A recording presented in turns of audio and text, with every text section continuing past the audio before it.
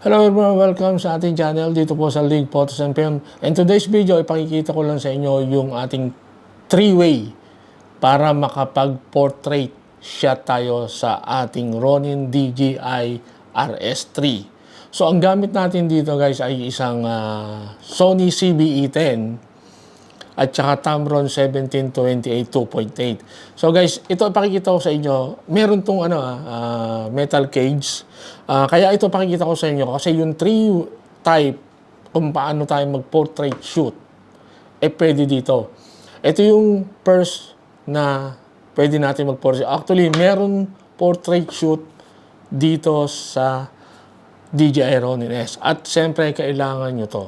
So guys, ito siya. Siyempre, yung typical na setup. So first, makikita nyo sa menu, no, meron siya doon na FPV. So kung ilalagay nyo sa FPV at itatap nyo lang siya.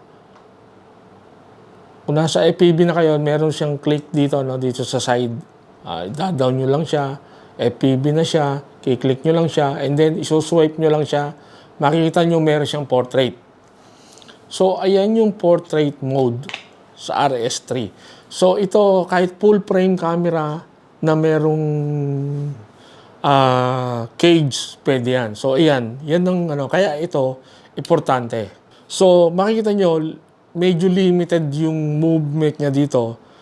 At medyo, siyempre, hindi kayo komportable. Pero parang down shot din to, no? Makikita nyo, parang down shot din. So, yan. Yan yung portrait. Second, kung makikita nyo itong ating Sony CBE-10, meron siyang metal cage. Usually, dito natin siya nilalagay sa likod, no? Yung base, itong head na to. In this case, ilalagay natin siya dito sa side. Kita nyo yung base, na andito siya. And then, ilalagay nyo siya dito. So, yung regular setup natin, guys, pwede yung ganito siya. The good thing is, ang tanong nyo dito, baka sumasabit to, di ba?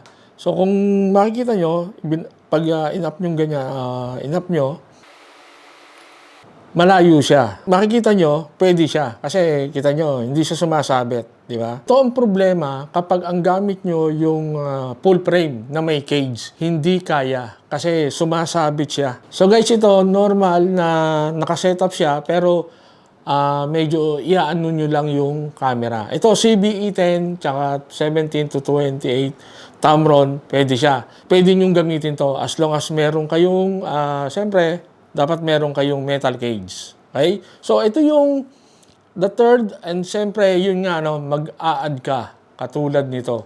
Ito, third party lang to guys. Hindi ito yung branded na DJI. Medyo mura siya. And I think yung metal niya, ganun din yung quality. So, subukan natin, okay? And guys, so nga pala doon sa mga kung paano magkabit, ito, pakikita ko rin sa inyo kung paano natin kinakabit to. Ito, katulad nito, tatanggalin natin to. May lock yan eh. Itong lock na to. Nakikita niyo yung lock na yan. Tatanggalin niyo lang yan. And then, so ito ipapalit natin.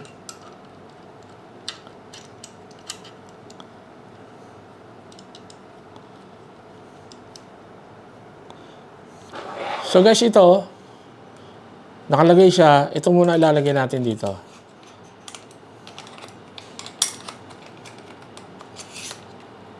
Lock. And then, ito naman ang ilalagay dito.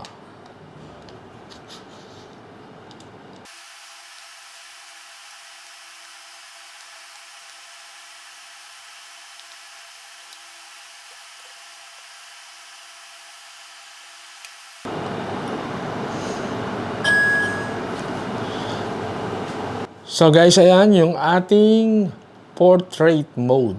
I mean, portrait style clam naman siya. Ito yung portrait clam na ginagamit natin. Ayan, ang ating may portrait clam tayo. Pwede natin gamitin. Okay? Alright guys, that's it for today. I hope you enjoyed the video. At siyempre, kung may nakuha kayong tips, maraming salamat. And I hope na consider subscribe dito sa ating channel. At of course, maraming salamat sa mga sumusuporta pa rin sa ating channel. At saka guys, huwag niyo nang kalimutan mag-subscribe at i-follow na rin yung aking mga Facebook page at saka yung aking mga Instagram. Naandyan lang po sila sa ating description. Okay? Until the next video. Bye-bye!